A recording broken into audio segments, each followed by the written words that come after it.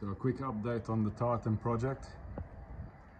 After more than 6 months of waiting, CMV finally delivered the required 2 hangers.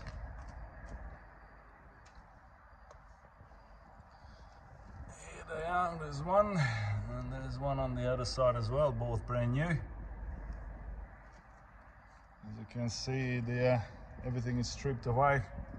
The rail is all prepped. We've got the other angle to go on, which will eventually hold the turntable, because we're still at this stage putting on an MDT35.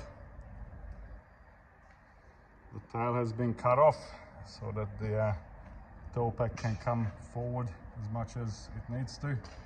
And look, all the bits and pieces now in place. All we need to do is put it all together.